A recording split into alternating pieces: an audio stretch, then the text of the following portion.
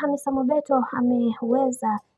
kuwasili pia nyumbani kwa bibie Wema Sepetu baada ya tamko lile halisi liliweza kutoka kwa dada yetu Wema Sepetu akisema kwamba yeye na Hamisa Mobeto hawana ugomvi wa aina yoyote, bali ni kutokana tu na kazi za hapa na pale, kwani kuna vingi ambavyo vipo na kila mtu aliamini kwenye kile ambacho anachokiamini. Kuna baadhi ya watu wengi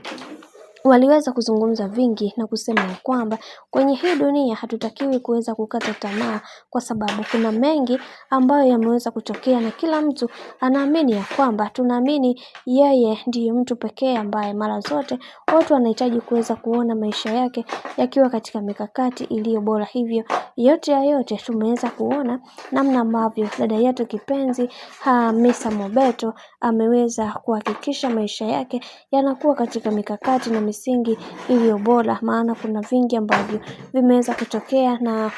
tumeweza kuona baadhi ya watu wengi wakasema ya kwamba kwenye hiki kinachoendelea sasa, wacha tuone mwisho wake itakuwaje, maana kila mtu anaamini kwenye kile ambacho anachokiamini, na wengi wao walitamani sana kuweza kuona hili toka muda mrefu. Leo hii Mwenyezi Mungu ameweza kuwakutanisha hawa watu na wengi wao wameweza kufunguka vingi na kusema ya kwamba tunaamini haya yote Mungu ndiye pekee ambaye atakayeweza kuwafanya watu wengine waweze kuwa sawa kabisa, maana kuna vingi ambavyo vimeweza kutokea na kila mtu anaamini kwenye kile ambacho anachokiamini. Hivyo yote tutamshukuru, tunashukuru kwa kutambua hiki, maana kila mtu alitamani sana kuweza kujua haya ambayo yanayoendelea kwa wakati huu, maana tunaona namna ambavyo mambo yalivyo na wengi wao wanatamani sana kuweza kuona ukaribu huu ukiendelea kadri siku zinavyozidi kwenda, kwa sababu kuna mengi ambayo wanatamani sana kuweza kuona mashabiki hawa watu wakiwa na ukaribu